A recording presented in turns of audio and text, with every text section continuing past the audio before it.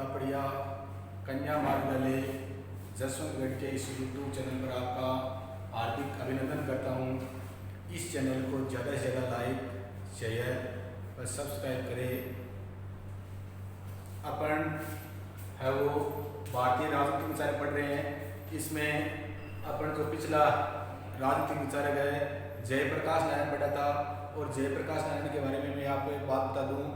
जयप्रकाश नारायण को भारत रत्न जो पुरस्कार है, भारत रत्न पुरस्कार है 1999 में मरणोपरांत दिया गया था। इस बात का ध्यान रखना है, क्योंकि क्वेश्चन पूछा गया है कि जयप्रकाश नारायण को पिछली बार यूजीसी नेट के एग्जाम पूछा गया था कि जयप्रकाश नारायण को भारत रत्न पुरस्कार कब दिया गया, तो 1999 में। और उस समय देश के प्रधानमंत्री कौन थे, तो अटल बिहारी वाजपेयी। इस बात को नोट कर लेना, ये जयप्रकाश नारायण है, उनसे संबंधित है कि जयप्रकाश नारायण को भारत रत्न उनको दिया गया था। अब अपने आज एक अपना प्रमुख विचारक है मानवेंद्रनाथ राय, एम.एन. राय के बारे में पढ़ेंगे। एम.एन. राय है, इनका जन्म है वो 6 फरवरी 1886 को बंगाल के चौबीस परगना जिला में हुआ था। एम.एन. जो राय है, मानवेंद्रनाथ राय, इनका जन्म कब हुआ था, 6 फरवरी 1886 को। कहाँ पर, बंगाल के कौन से जिले में, चौबीस परगना में। इनका जो जीवन का प्रारंभिक चरण है वो था ये क्रांतिकारी जो गतिविधियां हैं इसमें संलिप्त थे, और ये हावड़ा कांड और कानपुर षड्यंत्र केस में जेल जा चुके थे। बचपन का नाम इनका नरेंद्रनाथ भट्टाचार्य था। भारत के आधुनिक जो राजनीतिक चिंतन है उसमें एम.एन. राय को महत्वपूर्ण स्थान प्राप्त है। उन्होंने हमारे समक्ष मौलिक मानववाद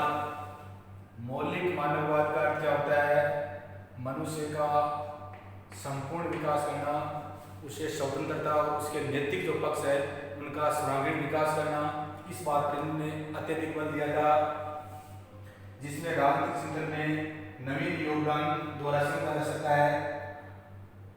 एम.एन. राय ने भौतिकवाद की नवीन व्याख्या करते हुए एक नैतिक जो है पुट प्रदान किया कि प्रत्येक जो व्यक्ति है उसका जो राजनीति में जो नैतिक पक्ष है उसका विकास किया जाना चाहिए।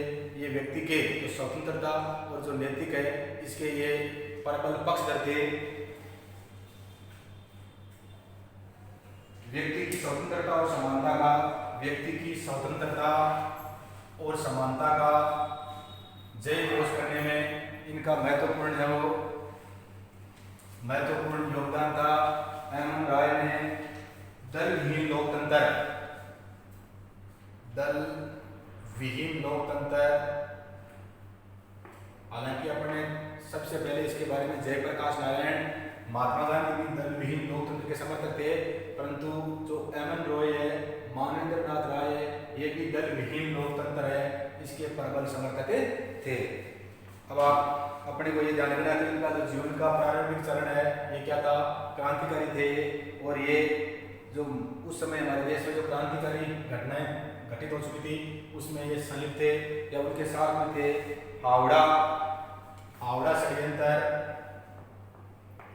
कलकत्ता में ये हावड़ा जगह 1910 में, और कानपुर षड्यंत्र केस 1925 में। इन दोनों ही मामलों में ये वो कारावास की सजाएं जेल जा चुके थे। आरंभिक अपने जो शुरुआती रूप है इसमें ये वो युगांतर व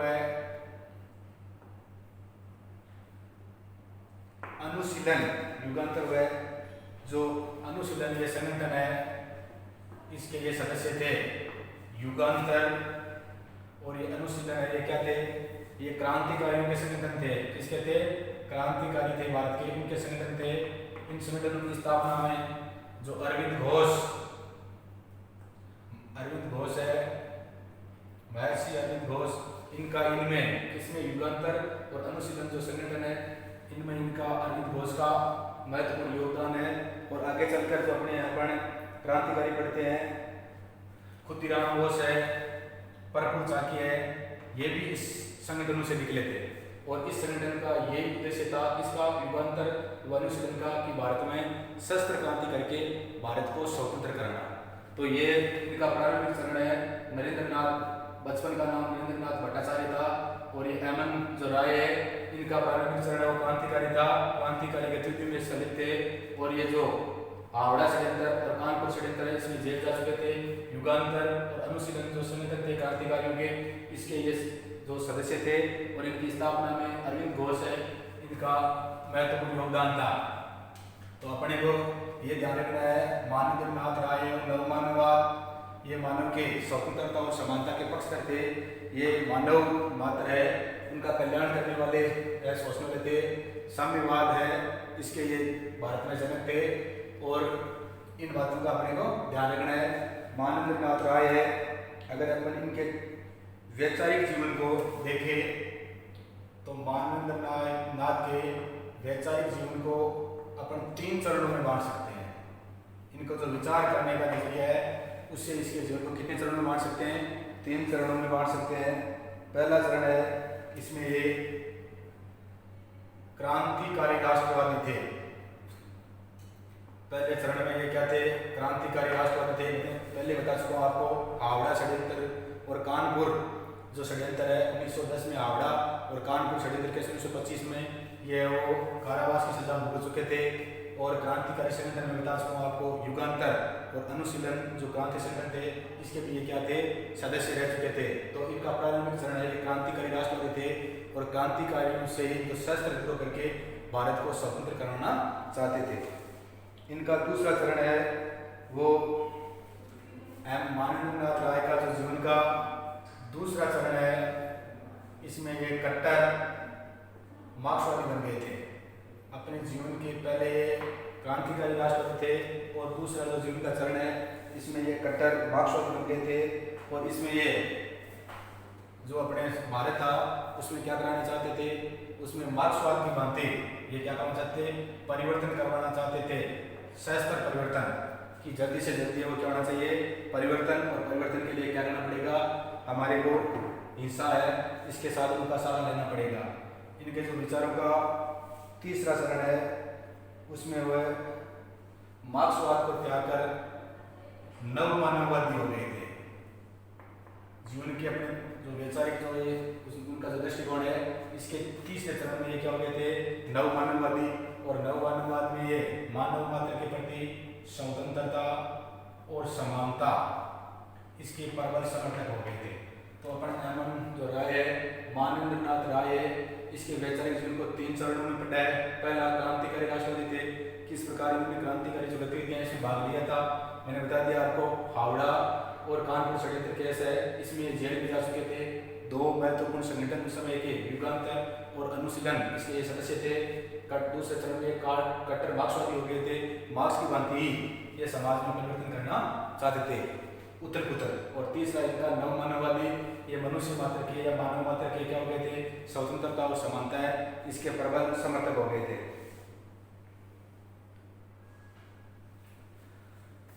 मानवेंद्रनाथ राय है, इसको अपने एक विशुद्ध भौतिकवादी विचारक कह सकते हैं। क्या कह सकते हैं? विशुद्ध भौतिकवादी विचारक। कि वर्तमान समय में मनुष्य है, इसका क्या होना चाहिए? इसका मनुष्य है, सभी मनुष्यों का विकास होना चाहिए, सभी को स्वतंत्रता और समानता मिलनी चाहिए और जितने भी पदार्थ है उन पर मनुष्य है उनका क्या करना चाहिए? उपयोग करना चाहिए। सभी मनुष्य है। उन्होंने भारतीयों के जो आध्यात्मिक जो श्रेष्ठता का सिद्धांत था उसको इन्होंने नकार दिया। आध्यात्मिक जो श्रेष्ठता का सिद्धांत था इसको मानवेंद्रनाथ राय ने इस सिद्धांत को इन्होंने नकार दिया और इसे पोगापंथ और पिछड़ापन का आध्यात्मिक सिद्धांत को क्या कहा? पोगापंथ व पिछड़ापन का। तो ये भारतीय जो आध्यात्मिकवाद का सिद्धांत है उसके कट्टर इसको ये कट्टर आलोचक थे और इसको इसने पोगापंथ व पिछड़ापन कर दिया कि भारत के जो पिछड़ापन का कारण आज भारत है वो दूसरों के गुलाम है। इसका कारण से क्या है? इनका जो आध्यात्मिक श्रेष्ठता का सिद्धांत है यही है। ये पंडित नेहरू और महात्मा गांधी दोनों के कट्टर आलोचक थे।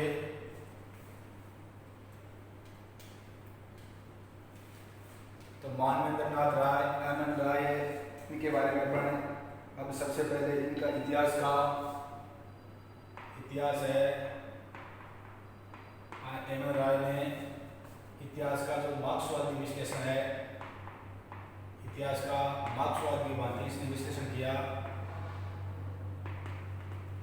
मानवेंद्र नाथ राय ने है वो revolution and counter revolution, revolution and counter revolution,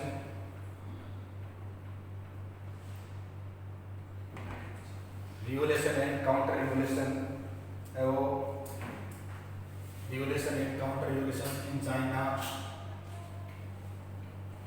एक पत्रिका लिखी थी। और इसमें उन्होंने कहा कि भारतीय जो बुर्जुआ का मतलब भारतीय जो उच्च वर्ग है, इसमें उन्होंने कहा कि जो भारतीय बुर्जुआ या उच्च वर्ग है वो ब्रिटिश जो साम्राज्यवाद है, ब्रिटिश साम्राज्यवाद है उससे उसकी सांठगांठ है। मतलब ब्रिटिश गवर्नमेंट और जो भारत का उच्च वर्ग है दोनों आपस में मिले हुए हैं, और जिस प्रकार से उच्च वर्ग है वो जैसा चाहता है उसी प्रकार से ब्रिटिश गवर्नमेंट है उनकी बातें वो मानती है। तो अपन ने ये पढ़ा, इसलिए उन्होंने कहा कि भारत में जो सशस्त्र क्रांति है यह सर्वहारा वर्ग है, पूरे सभी वर्गों को सम्मिलित करके ही अपना क्रांति कर सकते हैं, क्योंकि अपना जो उच्च वर्ग है वो अंग्रेजों से वो मिला हुआ है। तो भारत में साम्राज्यवाद के विरुद्ध केवल जो क्रांति है वो कैसे की जा सकती है, जो सर्वहारा वर्ग है सभी मिलकर ही कर सकते हैं। इन्होंने अपनी रचना the future of Indian polity,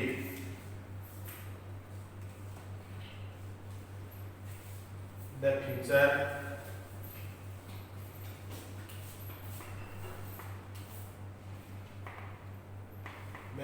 of Indian polity, ये अपनी एक पुस्तक लिखी थी।